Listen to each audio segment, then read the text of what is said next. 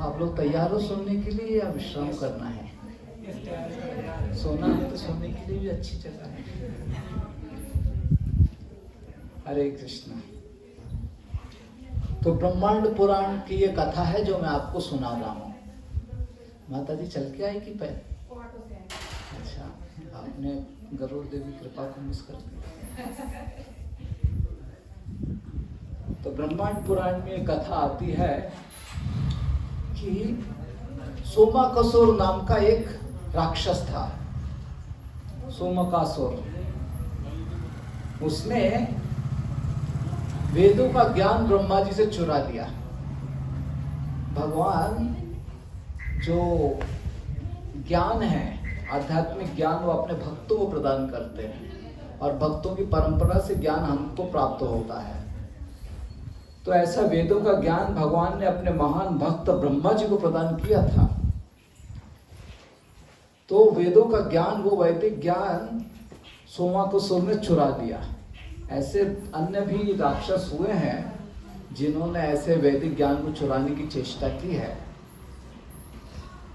तो ज्ञान को ऐसे चुराया नहीं जाता है, ज्ञान को विनम्रता से स्वीकार किया जाता है। ऐसे चोरी करोगे ज्ञान का तो पहले ही आपकी दुर्भावना है और उसके पश्चात आप उस ज्ञान का दुरुपयोग करोगे।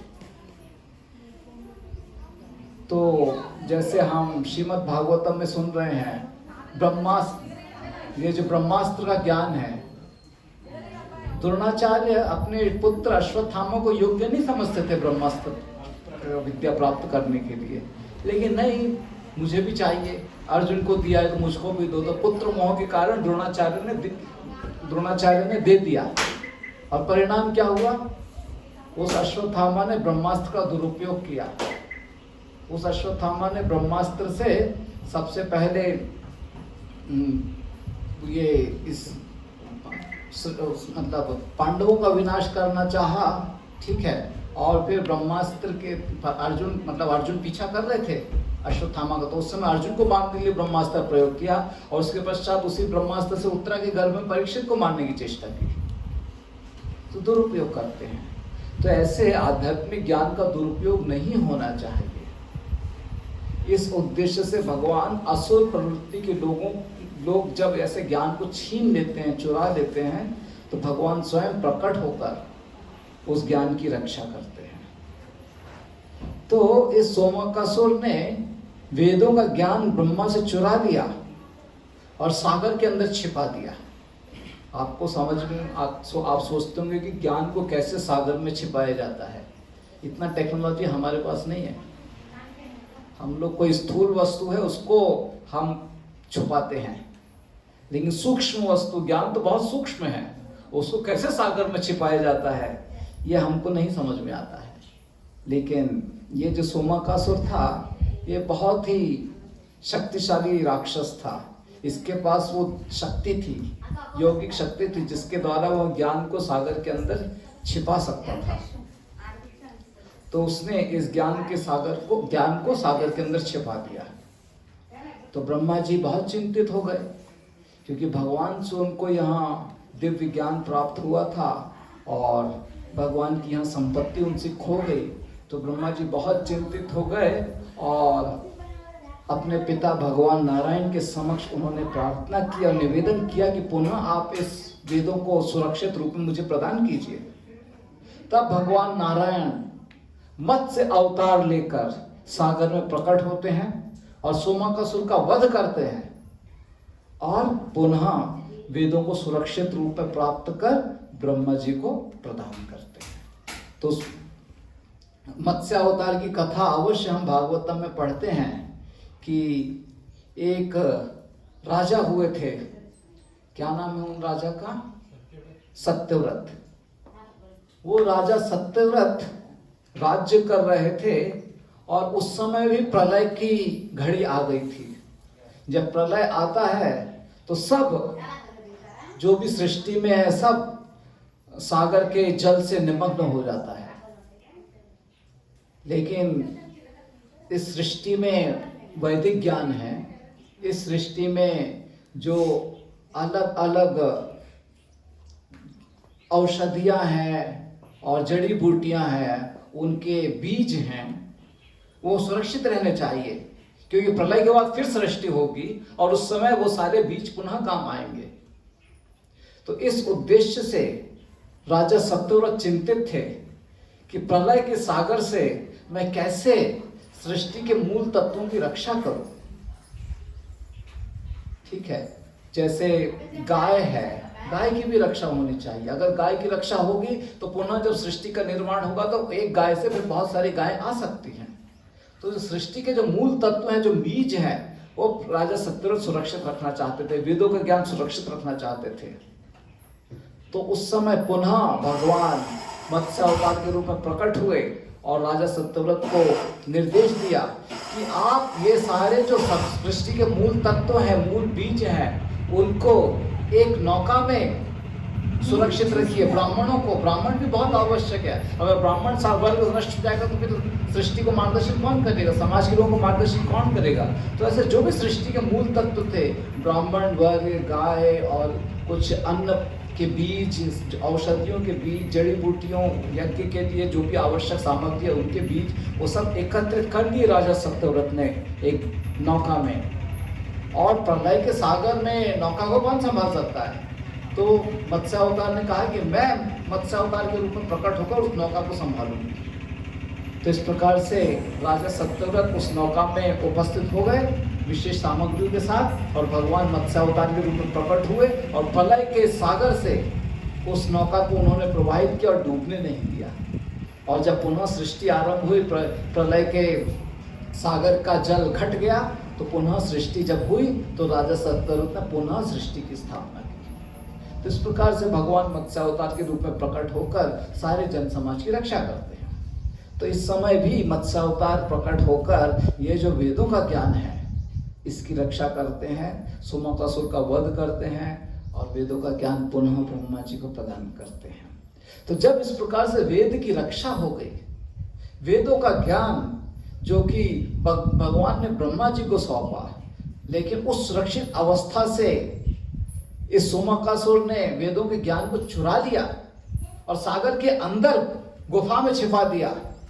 तो ये वेद जो है, वेदों का ज्ञान या वेद पुरुष, वेदों का ज्ञान अपने मूर्तिमान स्वरूप में वेद पुरुष के रूप में है। तो वह वेद पुरुष बहुत चिंतित था। कल्पना करो कि आपके कोई छोटे शिशु को कोई राक्षस छिपा देता है, तो उस बालक की क्या अवस्था होगी। तो वैसे ही यहाँ वेद पुरुष यहाँ भगवान की संतान के समान है। ब्रह्मा जी को सौंपा गया था, लेकिन ब्रह्मा जी के संरक्षण से इस वेद पुरुष को सोमाकासुर ने चुरा लिया और सागर की गुफा में छिपा दिया। तो यहाँ वेद पुरुष बहुत चिंतित था, बहुत पीड़ित था, क्योंकि असुरक्षित अवस्था में था। तो जब इस प्रकार से भगवान मत्स्य अवतार के रूप में प्रकट होकर वेद पुरुष की रक्षा करते हैं, तो वेद पुरुष भगवान के प्रति अति कृतज्ञ होकर भगवान से निवेदन करते हैं कि हे भगवान, आप सदैव मेरे साथ मेरे मस्तक पर निवास कीजिए। ऐसे वेद पुरुष भगवान से निवेदन करते हैं कि आप सदैव मेरे साथ रहिए, मेरे मस्तक पर निवास कीजिए। तब भगवान वेद पुरुष को कहते हैं, अवश्य मैं आपकी प्रार्थना को अवश्य पूर्ण करूंगा, लेकिन इसके पहले मेरे एक और महान भक्त हैं, प्रहलाद, जिनको इस समय हिरण्यकशिपु पीड़ित कर रहा है। उस प्रहलाद की भी मुझे रक्षा करनी है। जिस प्रकार से आप सोमाकासुर के कैद में पीड़ित अवस्था में थे, उसी प्रकार से मेरा महान भक्त प्रहलाद भी पीड़ित अवस्था में है, उसकी भी रक्षा मुझे करनी है। उसकी रक्षा करने के पश्चात जरूर मैं आपके मस्तक पर निवास करूंगा। तो इस प्रकार से भगवान मत्स्य अवतार ने सागर में वेद पुरुष को वचन दिया और तब तक कहा भगवान ने वेद पुरुष को कि तब तक आप इस कृष्णा नदी में, जिस कृष्णा नदी का हमने दर्शन किया, उस कृष्णा नदी में आप शालिग्राम शिला के रूप में उपस्थित रहिए, और जब मैं आऊंगा जरूर मैं आपकी शिला के ऊपर प्रकट हो जाऊंगा। तो इस प्रकार से वचन मत्स्यावतार ने वेद पुरुष को सागर में दिया था, और फिर भगवान अप्रकट हो गए। तो भगवान के वचन के आधार पर वेद पुरुष शालिग्राम शिला के रूप में कृष्णा नदी में आकर निवास करने लगे। ठीक है। और इधर भगवान मत्स्यावतार अब हिरण्यकशिपु का वध करने के लिए कहाँ चले गए? अहोबिलम में। ठीक है। तो वो वाली जो कथा है, प्रहलाद हिरण्यकशिपु और भगवान हिरण्यकशिपु का वध करने के नरसिंह देव के रूप में प्रकट होते हैं, इसको बहुत विस्तार से शुकदेव गोस्वामी अपने प्रिय शिष्य परीक्षित महाराज को सुनाते हैं, जिसका वर्णन व्यासदेव श्रीमद् भागवतम में करते हैं। तो उस कथा को मैं श्रीमान श्री गुरु प्रभु से निवेदन करता हूँ कि वो सुनाएं, फिर उसके पश्चात आगे कथा मैं सुनाता हूँ। चलो भाई।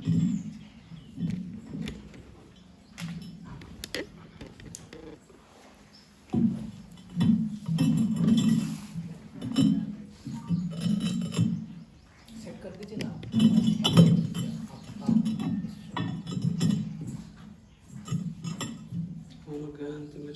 ज्ञानाञ्जनशलाकया चक्षुरुन्मिलितं येन तस्मै श्रीगुरवे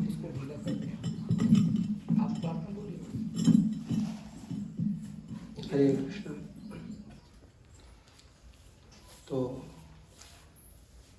हिरण्यकशिपु जो है, उनके पुत्र प्रहलाद महाराज निश्चित रूप से उनके बचपन से पिताजी तपस्या के लिए जाते हैं, और आने के बाद फिर ये जो माहौल है जिसमें षंड और अमरक उनके शिक्षक उनको उनके पिताजी के पास लेके जाते हैं दिखाने के लिए कि आपके बच्चे को हमने अभी तरबेज कर दिया है शिक्षाओं में।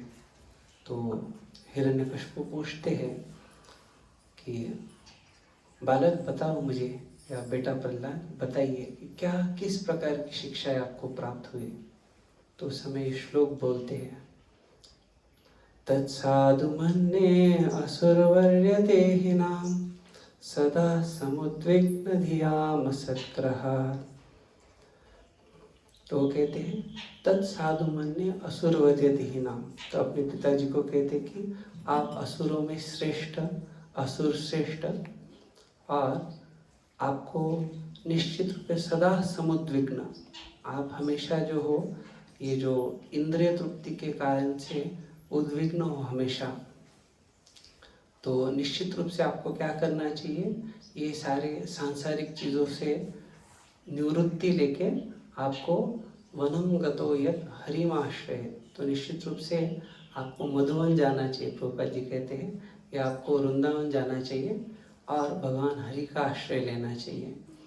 तो प्रहलाद महाराज का ये कहना सुन के हिरण्यकशिपु लगता है कि हमारे शत्रुओं के उपदेशों के द्वारा ये प्रेरित हो गया है और इसलिए इसकी शिक्षाएं ठीक से नहीं हो रही है। तो वो षंड और अमर को डांटते हैं और फिर वो वापस लेके जाते हैं। और वापस दूसरी बार जब ऐसा हो जाता है कि हिरण्यकशिपु के पास लेके आते हैं, तो उस समय पे वो वापस और गहराई में समझाते हैं कि ये जो मैंने आपको पहली बार समझाया था कि आपको हरि का आश्रय लेना है, तो आश्रय कैसे लेना है। तो फिर कहते हैं श्रवणम कीर्तनम विष्णु स्मरणम पाद सेवनम अर्चनम वंदनम दास्यम सख्यम आत्मनिवेदनम इति पुंसार्पितो विष्णु भक्तिश्चेन्नवलक्षणः। तो वो कहते हैं कि ये 9 प्रकार की जो भक्ति है इसके द्वारा आपको विष्णु की भक्ति करना है। तो श्रवणम कीर्तनम नविदा भक्ति जो है, तो अभी तो ऐसा हो गया था कि पहले कुछ आशा थी, लेकिन अभी पता चल गया कि पूर्ण रूप से क्या है, शत्रु का आदमी बन गया है। अर्थात जो इनका बुद्धि था कि अपना और पराया देखने का, तो इनको ये लग रहा था कि ये अभी अपना मेरा बेटा नहीं रहा है, लेकिन ये शत्रु का बाजू ले रहा है, शत्रु का हो गया है। और इस प्रकार से सोच के वहाँ पे षंड और अमरक जो थे उन्होंने भी कहा कि आपका जो ये पुत्र है बाकी अन्य जो असुरगण है, असुर मित्र है उसके, उनको भी विष्णु भक्ति के लिए प्रेरित कर रहा है। और निश्चित रूप से क्योंकि वो उनको विष्णु भक्ति के लिए प्रेरित कर रहा है तो हमारे हाथ के बाहर है, अर्थात हमारे नियंत्रण के बाहर है कि हम इसको बदल पाए या बच्चों को उसके प्रभाव के नीचे आने से बदल पाए। तो जब इनको पता चल गया कि हमारे हाथ में कुछ नहीं है तो फिर वो असुरराज हिरण्यकश्यप के पास लेके आते हैं। अब ये सारी समझ में आने के बाद हिरण्यकश्यप भी निर्णय ले लिए कि इसे मुझे मार डालना चाहिए। तो जब उन्होंने निर्णय लिया कि मुझे इस विष्णु भक्त प्रहलाद का वध करना है तो फिर उसको कहते हैं कि कहाँ है तेरा भगवान। तो इस प्रकार से पूछने के बाद प्रहलाद महाराज जो है, अभी इसके पहले एक श्लोक आता है जिसमें कहा गया सत्यम विधातुम निज भृत्य भाषितम व्याप्तिम च भूतेषु अखिलेषु चात्मनः अदृश्यता अत्यद्भुत उद्वहन स्तंभे सभायां न मृगम न मानुषम। तो निश्चित रूप से अभी इन्होंने बोलने के बाद भगवान अपने भक्त के वचन को सत्य करने के लिए प्रकट होने वाले हैं। तो भक्त क्या कहता है, तो प्रहलाद महाराज कहते हैं मेरे जो भगवान हैं विष्णु, के शब्द का अर्थ होता है सर्वव्यापी, वो सब जगह विद्यमान है। और जब हिरण्यकश्यप कहता है कि ये खंबे में है क्या, तो उस समय कहते हैं हाँ ये खंबे में भी वो विद्यमान है। और हिरण्यकश्यप तलवार लेके आते हैं और एक हाथ से अपना जो मुट्ठी है उसके प्रहार से वो जो खंबा था उसके ऊपर आघात करते हैं। जैसे वो खंबे के ऊपर आघात करते हैं उसके मन में कुछ ऐसा था नहीं कि किसी प्रकार से इसका भगवान इधर प्रकट हो सकता है, लेकिन उस प्रहार के साथ ही अचानक इस प्रकार से गर्जना हुई कि मानो ब्रह्मलोक तक उस आवाज, सिंह की आवाज प्रकट हो गई। और उस गर्जना को सुन के तुरंत सारे देवी देवता भी अचंभित हो गए कि ये किस प्रकार की पूरे ब्रह्मांड को भेद करने वाली दिव्य आवाज है। तो उस समय भगवान नरसिंहदेव वहाँ पे प्रकट होते हैं। निश्चित रूप से ये जो हिरण्यकश्यप ये भगवान नरसिंहदेव को पहले देख नहीं पाता है, लेकिन प्रहलाद महाराज समझ जाते हैं कि मेरे वचनों को सत्य करने के लिए यहाँ पे स्वयं भगवान प्रकट हुए हैं। तो आगे जाके प्रहलाद महाराज अपने उपदेशों में ये भी बतलाते किस प्रकार से भगवान नरसिंहदेव जो है अपने भक्तों के वचन को असत्य नहीं होने देते। और वो केवल अपना उदाहरण नहीं कहते, बल्कि ये कहते कि जो ब्रह्मा जी है उनके भी शब्दों का मान रखने के लिए भगवान नरसिंहदेव जो है उस प्रकार से प्रकट होते हैं। और उनका जो ये प्रकट होना है, प्रकट होने के साथ भगवान हिरण्यकश्यप के साथ लीलाएं करते हैं। अर्थात जिस प्रकार से कोई बिल्ली जब उसको चूहे को मारना होता है तो देखा जाता है कि थोड़ा देर वो खेलती है चूहे के साथ, और एक समय आता है उस समय पे उसको मार देती है। तो इस प्रकार से भगवान नरसिंहदेव जो है वो हिरण्यकश्यप के साथ खेलते हैं, बल्कि हिरण्यकश्यप को जब छोड़ देते हैं उनके अपने पकड़ से, तो हिरण्यकश्यप और उत्साह से युद्ध करना चाहता है। उसको लगता है कि नहीं मैं इनको मार सकता हूँ। लेकिन फिर जब सही समय आता है, जो समय जिसके अनुसार ब्रह्मा जी के जो सारे वचन थे हिरण्यकश्यप को कि आप दिन के समय नहीं मारे जाओगे, रात को नहीं मारे जाओगे, घर के अंदर नहीं, घर के बाहर नहीं, वो सारी उनकी जो कंडीशंस उन्होंने बताया था वो सारी पूर्ति करते हुए भगवान हिरण्यकश्यप को पकड़ लेते हैं और पकड़ के अपने जंघाओं के ऊपर रखते हैं। और वो बिल्कुल महल के अंदर भी नहीं थे, बाहर भी नहीं थे, बीच में। और संध्या का जो एकदम सही समय था, जो दिन नहीं था, रात नहीं था, उस समय किसी अस्त्र शस्त्र से नहीं बल्कि अपने नाखूनों के द्वारा उनका जो आत है, जो पेट फाड़ देते हैं और आतड़ी बाहर निकाल के उसको खुद पहन लेते एक हार के रूप में। नरसिंहदेव भगवान की तो प्रहलाद महाराज आगे बहुत सुंदर उपदेश देते हैं, तो प्रभु जी आगे बताएंगे। हरे कृष्ण। अरे आपको पढ़ाए तो बोलो ना।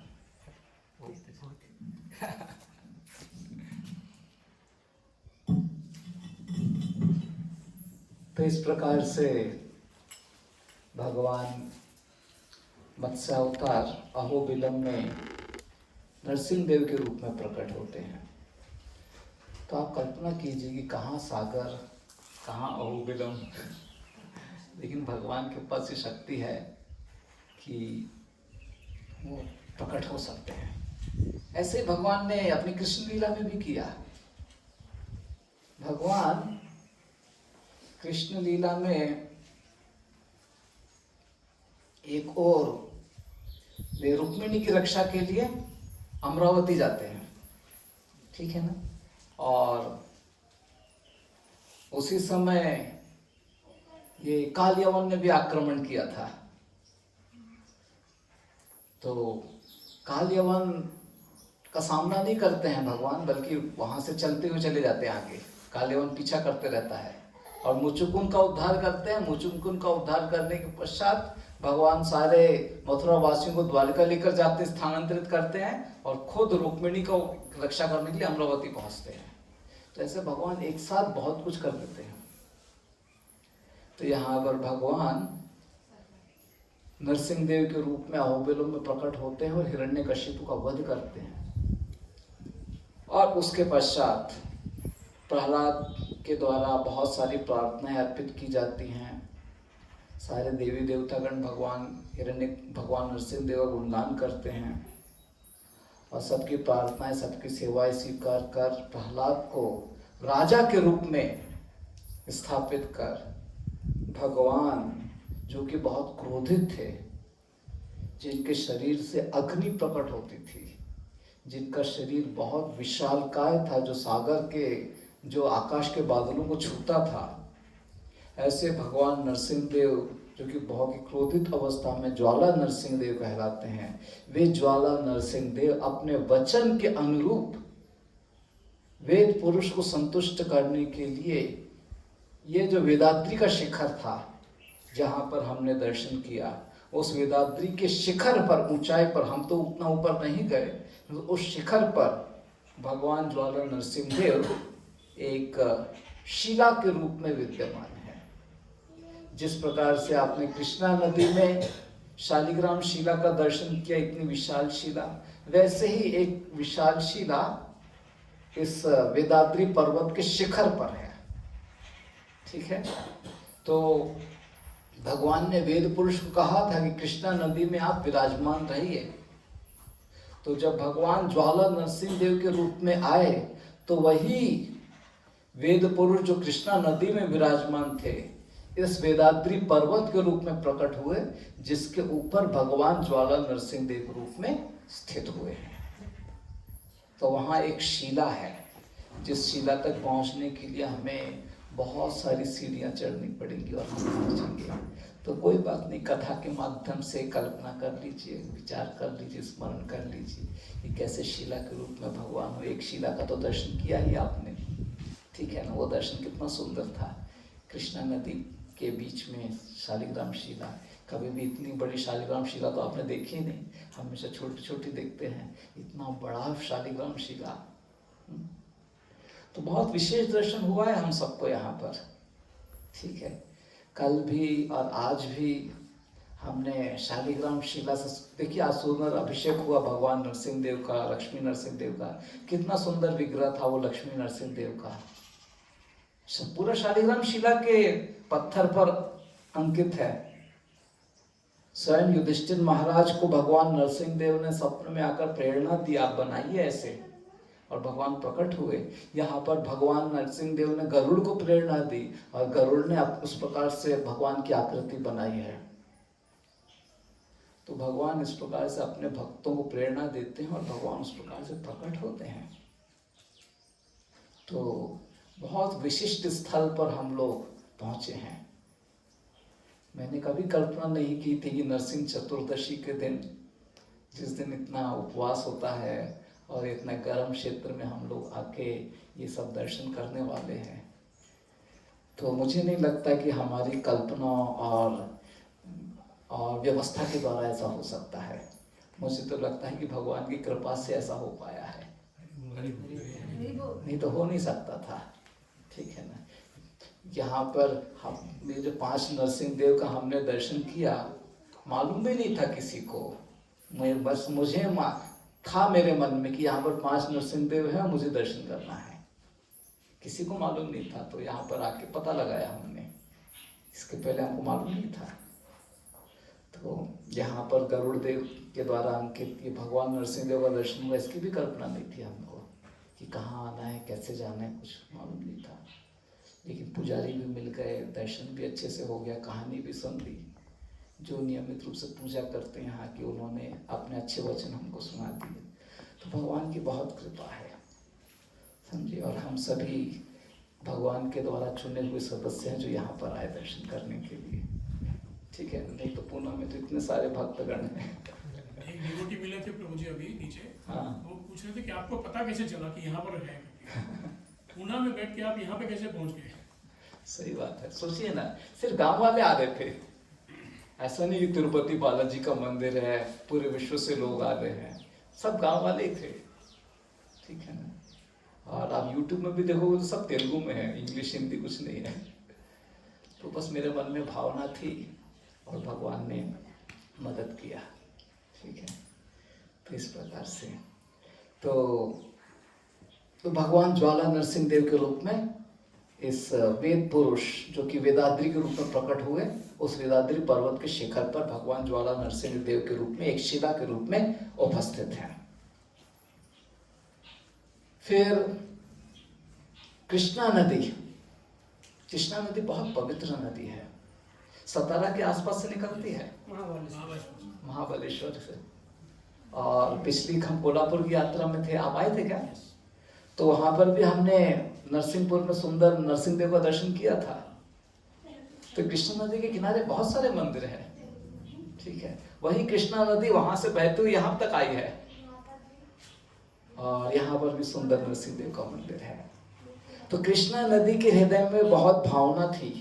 जब भगवान ने बोला वेद पुरुष को कि आप शालिग्राम शिला के रूप में कृष्णा नदी में रहो और मैं आऊंगा, तो कृष्णा नदी के हृदय में भावना उमड़ उठी कि मुझे भगवान का अभिषेक करना है, मुझे भगवान का अभिषेक करना है।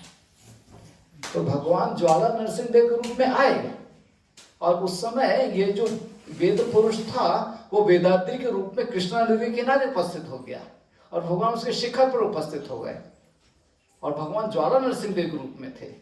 अग्नि की लपटें निकल रही हैं। तो कृष्णा नदी भगवान का अभिषेक नहीं कर पाई, लेकिन हृदय में भावना थी कि मुझे भगवान का अभिषेक करना है। तो भगवान अपने भक्तों की इच्छा को पूर्ण करते हैं। तब भगवान ने ब्रह्मा को प्रेरणा दी। ब्रह्मा को कहा कि देखो, वेद पुरुष, वेदों को चुराया गया था आपके हाथों से, और मैंने उन वेदों को सुरक्षित रूप में आपको लौटा दिया। और वेद पुरुष के निवेदन पर तो अवश्य मैं प्रकट हो गया हूं ज्वाला नरसिंह देव के रूप में, लेकिन कृष्णा नदी की जो इच्छा है उसकी पूर्ति अब आप कीजिए। तो ब्रह्मा जी का निवेदन जानकर ब्रह्मा जी यहाँ पर आए, और कृष्णा नदी में जो आपने शालिग्राम नरसिंह देव का दर्शन किया, वो शालिग्राम नरसिंह देव की स्थापना ब्रह्मा जी ने वहां पर की है। ठीक है। जैसे कोई आपने इस्कॉन मंदिर में देखा होगा, कुछ इस्कॉन मंदिर में शालिग्राम शिला की पूजा होती है, तो कोई पुजारी लेकर आता है शालिग्राम शिला को। ये शालिग्राम शिलाएं कहाँ मिलती हैं? तो गंडकी नदी में, नेपाल में छोटे छोटे शालिग्राम शिला मिलती हैं, इतनी बड़ी तो नहीं मिलती है। लेकिन ब्रह्मा जी लेकर आए शालिग्राम शिला, इतनी विशाल शालिग्राम शिला। ठीक है। और यहाँ पर कृष्ण नदी पे स्थापित किया है। वो स्वयं भगवान नरसिंह देव से अभिन्न है। तो इस प्रकार से जब कृष्णा नदी में शालिग्राम नरसिंह देव को स्थापित किया गया, तो कृष्णा नदी के जल से ही अभिषेक हुआ पहला। जब स्थापना की जाती है भगवान की तो अभिषेक किया जाता है ना, तो तब से कृष्णा नदी हर दिन भगवान का अभिषेक करती है, क्योंकि पानी में ही है। तो इस प्रकार से शालिग्राम नरसिंह देव कृष्णा नदी में प्रकट हुए हैं। तो ज्वाला नरसिंह देव शिखर के ऊपर और पानी में शालिग्राम नरसिंह देव। फिर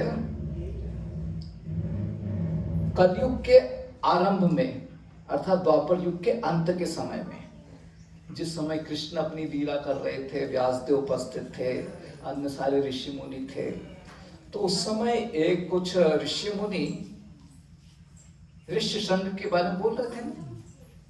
वो ऋषि संघ तो त्रेता युग के हैं, जब श्री रामचंद्र जी इस पृथ्वी पर राज्य करते थे।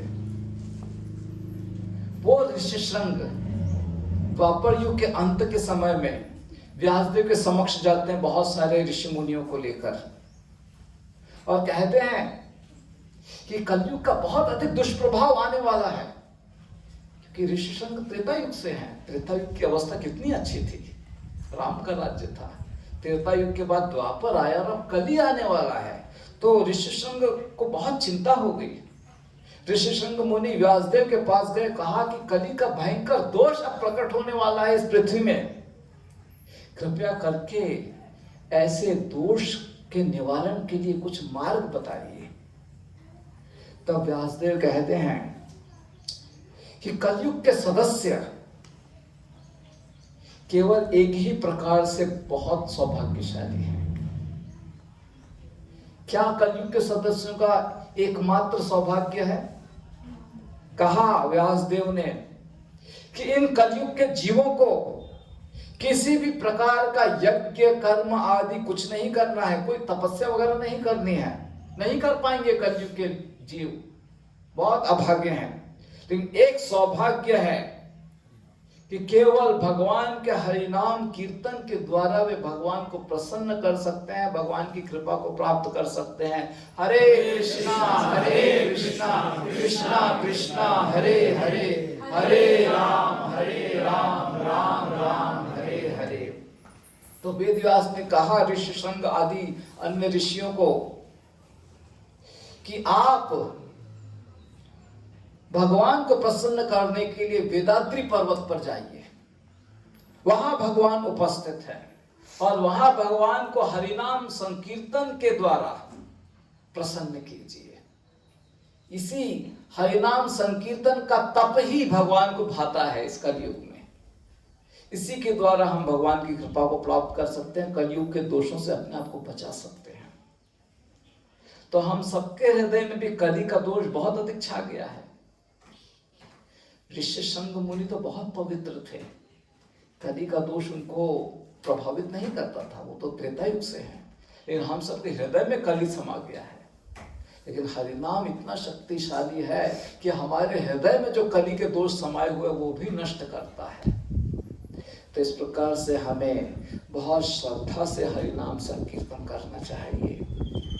तो हम सभी ने कल और आज अनेकानेक तीर्थ स्थलों का दर्शन किया, भगवान का दर्शन किया, तो यही प्रार्थना करनी चाहिए कि ये जो कलयुग का युग धर्म, हरिनाम संकीर्तन के युग का यहाँ जो युग धर्म है, इसको हम बहुत ही श्रद्धा और दृढ़ निश्चयता से अपने जीवन में अपना सके, अपने हृदय को शुद्ध कर सके, हमारे हृदय में जो भी राक्षसी प्रवृत्तियां उनको नष्ट कर सके, और ऐसे पवित्र हृदय से भगवान के प्रति शरणागत हो सके। तो जब वेद व्यास ने ऋषि संघ मुनि व आदि अन्य ऋषियों को निर्देश दिया कि वेदाद्रि पर्वत पर जाओ और वहां पर भगवान को प्रसन्न करो,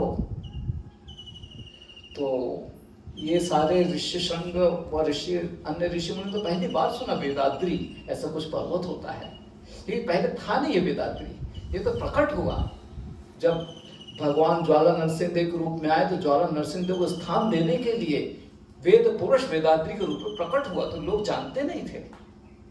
तो ये ऋषि संघ मुनि सारे ऋषि मुनियों की टोली लेकर, हजारों ऋषि मुनि थे, सब ढूंढते ढूंढते आ रहे थे कि कहाँ है वेदाद्रि पर्वत।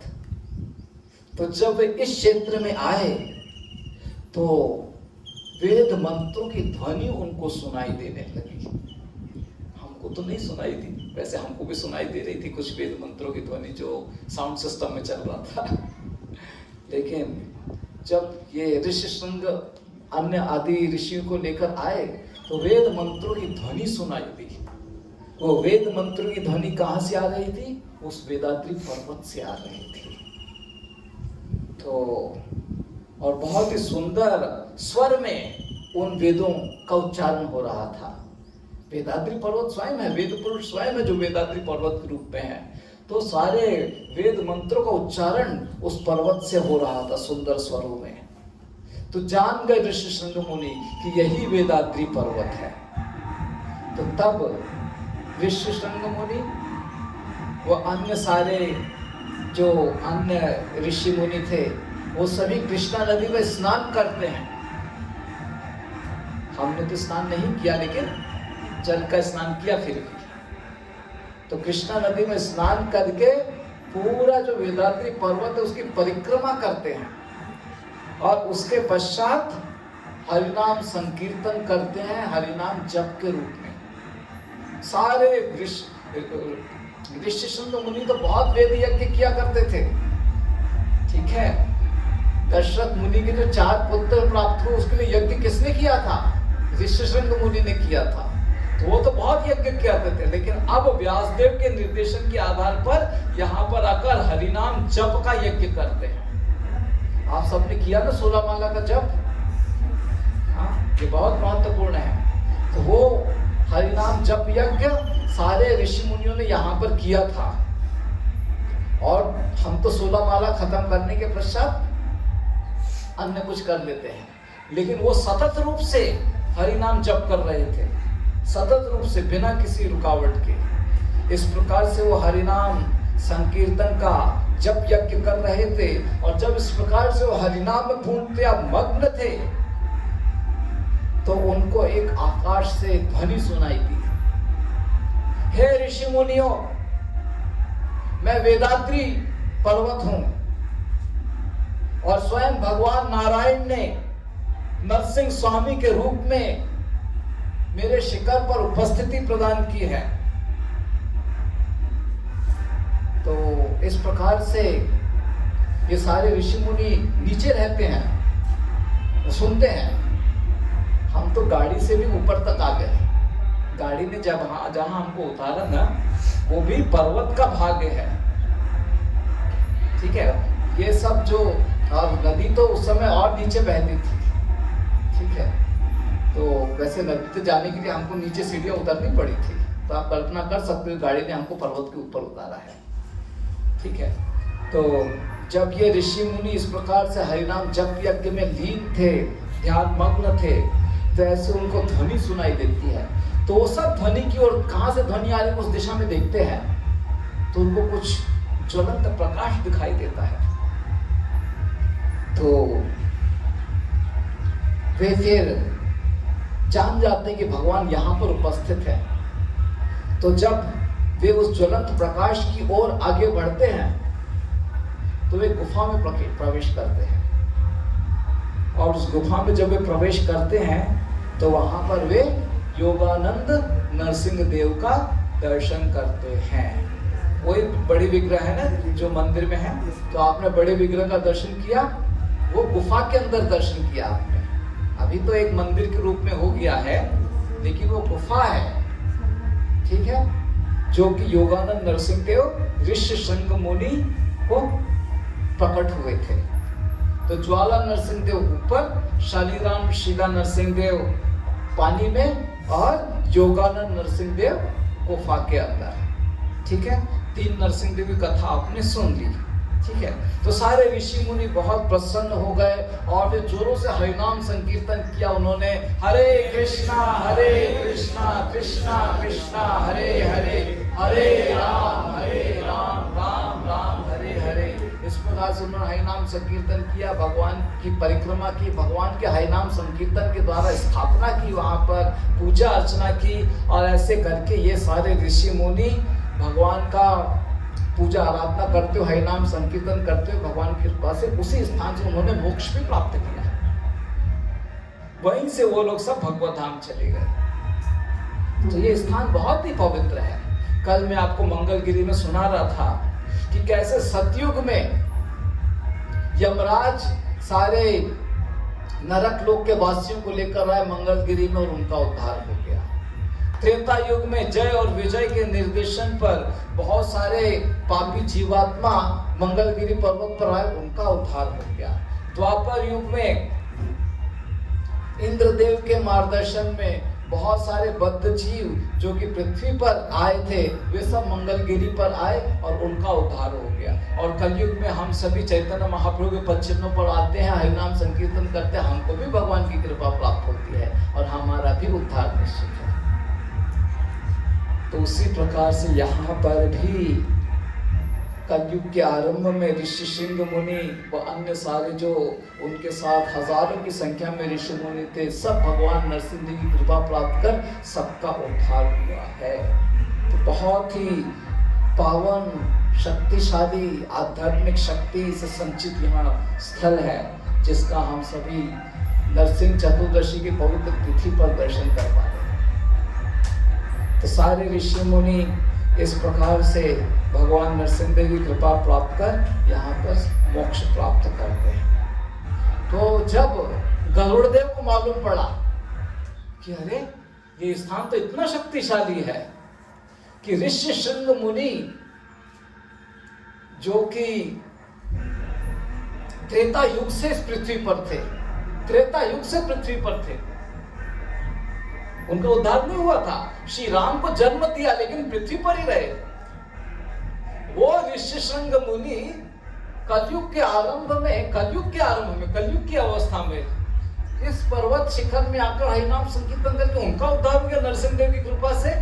तो गरुड़ देव ने सोचा कि मुझे भी भगवान नरसिंह देव की कृपा प्राप्त करनी है। तो गरुड़ देव यहाँ पर आए और वो फिर भगवान नरसिंह देव पर ध्यान करने लगे, भगवान की उपासना करने लगे, भगवान से प्रार्थना करने लगे, हे भगवान आप मुझको भी अपना दर्शन दीजिए। और तब भगवान ने गरुड़ देव को यहाँ पर उनको प्रेरणा दी। यहाँ पर ये जो आप दर्शन कर रहे हो, किस रूप में भगवान उनके समक्ष प्रकट हुए, तो उस प्रकार से फिर भगवान की प्रेरणा से गरुड़ ने ये आकृति बनाई है। भगवान ने उनको प्रेरणा दी कि इस प्रकार से आप मेरी आकृति अंकित करो और इस प्रकार से आप मेरा दर्शन कर सकते हो। तो गरुड़ देव ने उस प्रकार से किया और गरुड़ देव को पहला दर्शन हुआ और गरुड़ देव के पद चिन्हों पर चलकर आज हम सबको ये भगवान का दर्शन हो रहा है। तो ये भगवान का रूप है जो कि गरुड़ देव ने प्राप्त किया है। इन्हें वीर नरसिंह देव कहा जाता है। ठीक है, तो आपने ज्वाला नरसिंह देव पर्वत के शिखर पर शालिग्राम शिला कृष्णा नदी के जल में और फिर उसके पश्चात योगानंद नरसिंह देव गुफा के अंदर और यहाँ पर वीर नरसिंह देव। तो इस प्रकार से गरुड़ देव को भगवान ने दर्शन दिया। अब ये जो सारा वन्य प्रदेश था यहाँ पर, इस वन्य प्रदेश में भी यहाँ के एक वन देवता होते हैं, वन देवता। तो वन देवता ने सोचा कि इतने सारे सदस्यों को कृपा प्राप्त हुई, गरुड़ देव ने यहाँ पर आकर कृपा प्राप्त कर ली, मैं यहाँ पर हूँ वन देवता के रूप में, मुझको अब तक भगवान का दर्शन नहीं हुआ है। तो वन देवता ने प्रार्थना की कि मुझे भी आपका दर्शन करना है। तब वन देवता को भगवान लक्ष्मी नरसिंह देव के रूप में प्रकट हुए। जो लक्ष्मी नरसिंह देव आपने योगानंद नरसिंह देव के मंदिर में नीचे एक छोटे से विग्रह के रूप में दर्शन किया है। तो वो लक्ष्मी नरसिंह इसी वन देवता को इसी वन में प्राप्त हुए थे जो कि उस मंदिर में स्थित है। तो इस प्रकार से यहाँ पर 5 नरसिंह देव उपस्थित हैं, इसलिए इस क्षेत्र को पंच नरसिंह क्षेत्र भी कहा जाता है। तो नरसिंह चतुर्दशी की शुभ तिथि पर हम सभी ने पंच नरसिंह देव का दर्शन किया है। साथ ही मंगलगिरी में हमने लक्ष्मी नरसिंह और पानकर नरसिंह देव का भी दर्शन किया। तो बहुत अच्छा दिन रहा। ठीक है, तो इस प्रकार से ये क्षेत्र बहुत ही पावन है। इस क्षेत्र में बहुत अधिक आध्यात्मिक शक्ति संचित है और अनेक अनेक ऋषि मुनियों ने यहाँ पर आकर तप किया है। स्वयं गरुड़ देव ने यहाँ पर आकर तप किया है, वन देवता ने तप किया है, ऋषि शृंग मुनि आदि ऋषियों ने तप किया है। वेद पुरुष ने कृष्ण नदी पे रहकर भगवान की प्रतीक्षा की है, भगवान के आगमन के लिए तप किया है। तो ये स्थान बहुत ही आध्यात्मिक शक्ति से संचित है और हम सभी यहाँ पर आकर बहुत अधिक धन्य है।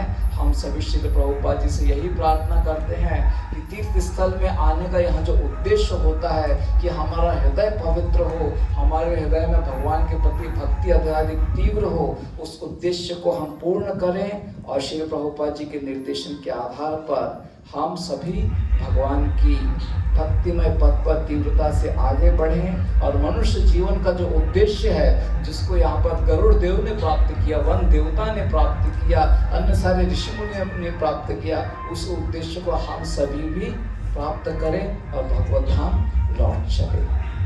तो इन्हीं शब्दों के साथ इस क्षेत्र की जो कथा है यहाँ समाप्त होती है। किसी कोई जिज्ञासा है तो पूछ सकते हैं।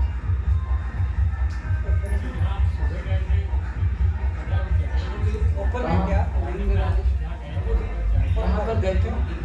हाँ, अच्छा, हाँ, सुबह मैं ऊपर चढ़ के गया था दीपक लगाने के लिए। तो मैंने आपको कल बताया था, अरे म्यूजियम देखना है ना? हाँ चलो ना। अरे तो बताया क्यों नहीं आपने हमको?